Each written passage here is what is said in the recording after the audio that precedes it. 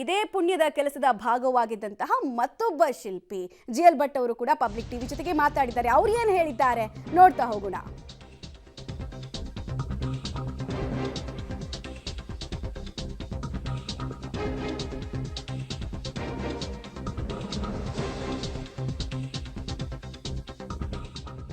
ಅರುಣ್ ಯೋಗಿರಾಜ್ ಅವರ ಕೆತ್ತನೆಯ ವಿಗ್ರಹ ಆಯ್ಕೆ ಆಗಿದ್ದಕ್ಕೆ ಶಿಲ್ಪಿ ಗಣೇಶ್ ಅವರು ಕೂಡ ಸಂತಸವನ್ನ ವ್ಯಕ್ತಪಡಿಸಿದ್ದಾರೆ. ಅರುಣ್ ಯೋಗಿರಾಜ್ ಅವರ ಜೊತೆಗೆ ಇವರಿಗೂ ಕೂಡ ಜವಾಬ್ದಾರಿನ ವಹಿಸಲಾಗಿತ್ತು. ಅಂತಿಮವಾಗಿ ವಿಗ್ರಹ ಆಯ್ಕೆ ಆಗಿತ್ತು ಅರುಣ್ ಯೋಗಿರಾಜ್ ಅವ್ರದ್ದು. ಸೊ ನನ್ನ ವಿಗ್ರಹ ಆಯ್ಕೆ ಆಗಲಿಲ್ಲ ಅಂದ್ರೂ ಕೂಡ ನನಗೆ ಖುಷಿ ಇದೆ ಅನ್ನೋದನ್ನ ತಿಳಿಸ್ತಾ ಇದ್ರು. ಅವರು ಕೆತ್ತಿದಂತಹ ವಿಗ್ರಹ ಕೂಡ ಈಗ ಆ ವಿಗ್ರಹದ ಫೋಟೋ ಕೂಡ ವೈರಲ್ ಆಗ್ತಾ ಇತ್ತು. ಅದರಲ್ಲೂ ಹೊಯ್ಸಳದ ಶೈಲಿ ಕಾಣಿಸ್ತಾ ಇತ್ತು. ನಮ್ಮ ಜೊತೆಗೆ ಮತ್ತೊಬ್ಬ ಶಿಲ್ಪಿ ಆಗಿರುವಂತಹ ಜಿಎಲ್ ಭಟ್ ಸರ್ ಇದ್ದಾರೆ. ನಮಸ್ತೆ ಸರ್. ನಮಸ್ಕಾರ. ಹೇಗೆ ಅನಿಸ್ತಾ ಇದೆ ನಿಮಗೆ? ಬಹಳ ಒಳ್ಳೆ ಒಂದು ಅವಕಾಶ ದೇಶದ ಸೇವೆ ಮಾಡೋದಕ್ಕೆ ಸಿಕ್ತು ಅಂತ ನಾವೆಲ್ಲ ಭಾವಿಸ್ಕೊಂಡಿದ್ದೀವಿ.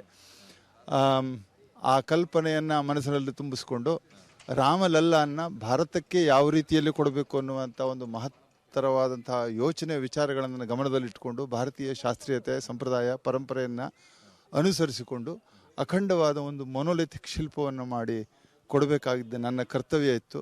ಅದಕ್ಕೆ ನಾವು ತುಂಬ ಋಣಿಗಳಾಗಿದ್ದೀವಿ. ಅಯೋಧ್ಯೆಯ ಈ ಶ್ರೀರಾಮ ಜನ್ಮಭೂಮಿ ತೀರ್ಥಕ್ಷೇತ್ರ ಟ್ರಸ್ಟಿಗೆ ಮತ್ತು ಅಖಂಡ ಭಾರತಕ್ಕೆ ನಾವು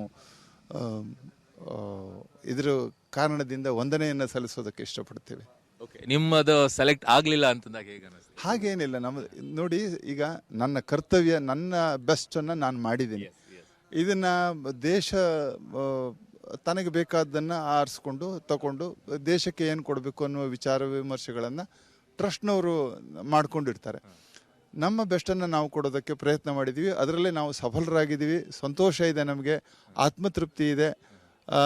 ಹಾಗಾಗಿ ಈ ಕಲಾಕೃತಿ ನಿರ್ಮಾಣ ಮಾಡೋದಕ್ಕೆ ನಮಗೆ ಸಿಕ್ಕಂತಹ ಸಂತೋಷ ಆತ್ಮತೃಪ್ತಿಯಿಂದ ನಾವು ನೆಮ್ಮದಿಯಿಂದ ಇದ್ದೇವೆ. ನಮಗೆ ಯಾರು ಸೋಲು ಗೆಲುವು ಅನ್ನುವುದು ಮುಖ್ಯ ಅಲ್ಲ. ದೇಶಕ್ಕೆ ಏನು ಕೊಡಬೇಕಾಗಿತ್ತು ಅದನ್ನು ಕೊಡೋ ಪ್ರಯತ್ನ ಮಾಡಿದ್ದೀವಿ ಅನ್ನುವ ಸಂತೋಷ ಇದೆ. ಅದ್ಭುತ ಅದ್ಭುತ. ನಿಮ್ಮ ಮೂರ್ತಿಗಳು ಎಲ್ಲಿರುತ್ತೆ ಅಂತ? ಈ ಮೂರ್ತಿಗಳನ್ನೆಲ್ಲ ಅಯೋಧ್ಯೆಯ ಶ್ರೀರಾಮ ಮಂದಿರದಲ್ಲಿಯೇ ಇಟ್ಟು ಸಮ್ಮಾನ ಗೌರವಪೂರ್ವಕವಾಗಿ ಅದನ್ನು ನೋಡ್ಕೊಳ್ತೇವೆ ಅನ್ನುವಂಥ ಮಾತನ್ನು ಅವರು ಹೇಳಿದ್ದಾರೆ. ಹಾಗಾಗಿ ನಾವು ವಿ ವಿಲ್ ಟ್ರಸ್ಟ್ ದೆಮ್. ನಾವು ಅವ್ರ ಜೊತೆಗೆ ನಾವಿದ್ದು ನಮ್ಮ ಸಂಪೂರ್ಣ ಸಹಾಯ ಸಹಕಾರವನ್ನು ಕೊಡ್ತೇವೆ. 6 ತಿಂಗಳ ಜರ್ನಿ ಹೇಗಿತ್ತು ಸರ್? ಅದ್ಭುತವಾಗಿತ್ತು, ಬಹಳ ಸೊಗಸಾಗಿತ್ತು, ಚೆನ್ನಾಗಿತ್ತು. ಎಲ್ಲ ರೀತಿಯ ಸಹಾಯ ಸಹಕಾರಗಳನ್ನು ಎಲ್ಲರೂ ಇಡೀ ದೇಶ ನೀಡಿದೆ. ನಮಗೆ ಗೌರವ ಕೂಡ ಕೊಟ್ಟಿದೆ, ಎಲ್ಲ ಕಡೆ ಪ್ರಚಾರಗಳನ್ನು ಒದಗಿಸಿಕೊಟ್ಟಿದೆ. ಈ ವಿಷಯದಲ್ಲಿ ನನಗೆ ಹೆಮ್ಮೆ ಇದೆ. ವಿಶೇಷವಾಗಿ ಕರ್ನಾಟಕದಿಂದ ತುಂಬ ಪ್ರೋತ್ಸಾಹ ಸಿಕ್ಕಿದೆ ಅನ್ನುವಂಥದ್ದು ನನಗೆ ಭಾಳ ಹೆಮ್ಮೆಯ ವಿಷಯ. ಎಲ್ಲರೂ ತುಂಬ ಆತ್ಮೀಯತೆ, ಪ್ರೀತಿ, ವಿಶ್ವಾಸ, ಸಮ್ಮಾನಗಳಿಂದ ನಮ್ಮನ್ನು ಗೌರವಿಸಿದ್ದಾರೆ. ಇಲ್ಲಿ ಸೋಲು ಗೆಲುವು ಅನ್ನುವಂಥದ್ದು ಮುಖ್ಯ ಅಲ್ಲ. ನಾವೆಲ್ಲ ಕಲಾವಿದರೆಲ್ಲ ಒಂದು ಕುಟುಂಬದ ಅಣ್ಣ ತಮ್ಮಂದಿರಿದ್ದಾಗ, ಆದ್ದರಿಂದ ಈ ಗೆಲುವು ನಮ್ಮ ಎಲ್ಲರ ಆಚೆ ಬಂದಾಗ ಏನು ಅನಿಸ್ತು? ಬಹಳ ಸಂತೋಷ. ಅಲ್ಲ, ಮುಂಚೆನೆ ಆಚೆ ಬಂದ್ಬಿಡುತ್ತಲ್ಲ, ಆ ವಿಷಯದಲ್ಲಿ ಕೆಲವು ಅದ್ರ ಬಗ್ಗೆ ನಾವು ಏನು ಹೇಳುವಂತಹದ್ದೆಲ್ಲ ಅನಿಸುವಂತಹದ್ದು ಏನು ಇರೋದಿಲ್ಲ. ಕೆಲವೊಂದೊಂದು ಸರಿ ಬೇಸರ ಆಯ್ತು. ಆ ಥರನು ಅಂದರೆ ಬೇಸರ ಅದು ಪ್ರಶ್ನೆಯೇ ಅಲ್ಲ ನಮಗೆ. ಆ್ಯಕ್ಚುಲಿ ನಾವು what best we can do, we did that. ತುಂಬಾ ಧನ್ಯವಾದಗಳು ಸರ್.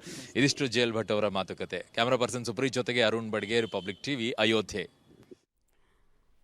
ಇದು ಶಿಲ್ಪಿ ಜಿಎಲ್ ಭಟ್ ಅವರ ಸಂತಸ. ನನ್ನ ಮೂರ್ತಿ ಆಯ್ಕೆ ಆಗಲಿಲ್ಲ ಅಂದ್ರೂ ಕೂಡ ಯಾವುದನ್ನು ಆಯ್ಕೆ ಮಾಡಿದ್ದಾರೆ ಅದು ಯೋಗ್ಯವಾಗಿದೆ, ಪ್ರಸಕ್ತವಾಗಿದೆ, ಕರೆಕ್ಟ್ ಆದಂತಹ ನಿರ್ಧಾರ ಅಂತ. ಓಕೆ, ಈಗ ನೀವು ನೋಡ್ತಾ ಇದ್ದೀರಾ ಇನ್ನೊಂದು ಫೋಟೋ. ಇದೇ ಫೋಟೋದಲ್ಲಿರುವಂತಹ ವಿಗ್ರಹವನ್ನ ಜಿಎಲ್ ಭಟ್ ಅವರು ಕೆತ್ತಿದಂತಹ ವಿಗ್ರಹ. ಇದರಲ್ಲೂ ನಿಮಗೆ ಹೊಯ್ಸಳ ಶೈಲಿಯ ವಿಗ್ರಹ ಕೆತ್ತನೆ ಕಂಡು ಬರ್ತಾ ಇದೆ. ಮುಖಭಾವದಲ್ಲಿ ಸ್ವಲ್ಪ ಒಂದು ಮೈನ್ಯೂಟ್ ಚೇಂಜಸ್ ಕಾಣಿಸೋದು ಬಿಟ್ರೆ ಇದು ಕೂಡ ಅಷ್ಟೇ ಅದ್ಭುತವಾಗಿದೆ. ಅವರು ಮಾಡಿರುವಂತಹ ಕೆಲಸದ ಬಗ್ಗೆ ಅವರಿಗೂ ಸಾರ್ಥಕತೆ ಇದೆ.